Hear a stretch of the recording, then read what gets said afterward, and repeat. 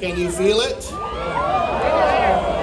You ever get that feeling that something's crawling up your leg? The Miller shop is an oddity shop that you'll walk through, and you'll see a lot of Easter eggs from Daniel Miller's old mazes, a little tribute to him. We got a lot of cute taxidermy creatures that you'll encounter. You can be on the lookout for those. You'll find a lot of cool treats there. When it comes to disturbing, who better than Daniel?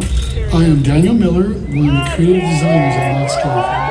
The attraction this year, I'm looking forward to it. It's called Widows. Demonic spiders have burrowed through the underground to take over the withered bodies of the residents of this convalescent home. There's only going to be one natural grandmother there, but all the rest are really spiders in grandma's skin. They're going to move like spiders. They're going to act like spiders. It just gets more and more depraved. There's one scene where a pregnant man who's giving birth to a bunch of egg sacs. And all the spiders are crawling out from his belly. So, pretty disturbing. I've had several people, when I pitched the maze, tell me, I don't think I'm going to end up going into this maze. A little too much for me. And I've done my job.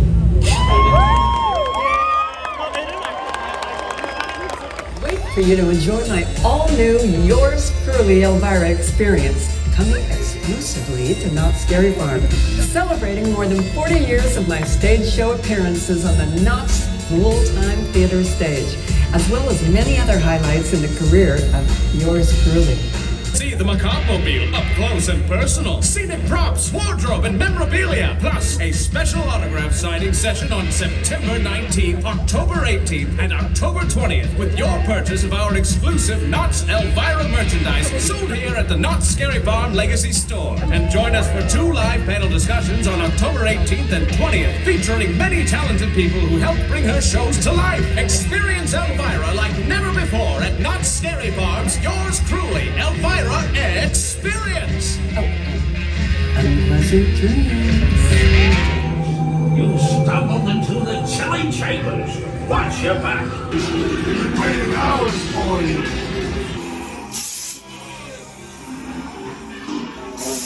The chilling chamber of horrors, where vampires rise from the dead.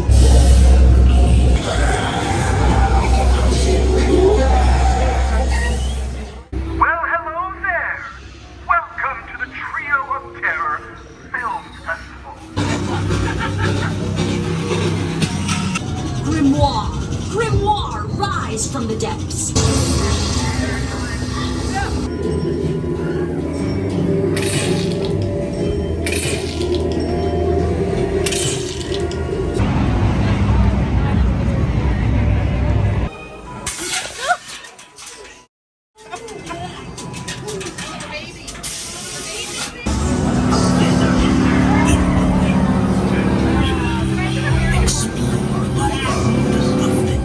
So we all know about the Devil's Elixir, right?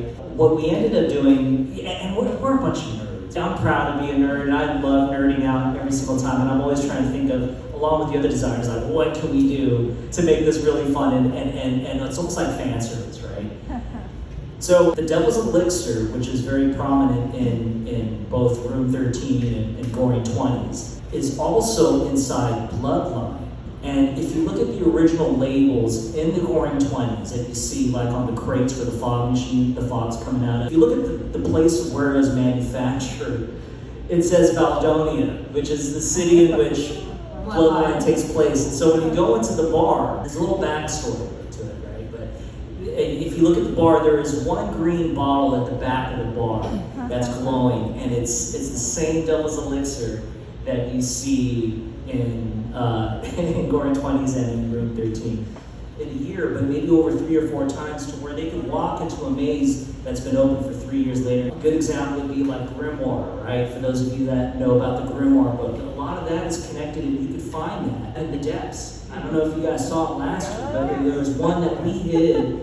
I specifically hid the Grimoire in the depths, and so it poses the question, what really happened? And we're not literal in a sense, but it allows more room for interpretation, just like in Origins when you go through the final room. I don't want to spoil it for you all, but there's that little wink and that little nod to it. And that's just one of the many that we have. And so the lore with the train conductor is kind of cool, because for those of you that are comic fans, you guys know who Watsu the Watcher is. He's almost like this narrator or this person, this all-seeing being that sort of overlooks the Marvel universe. And in a lot of ways, that train conductor is just that. Forsaken Lake, is it green? No, we just call it Forsaken Lake. Isn't it?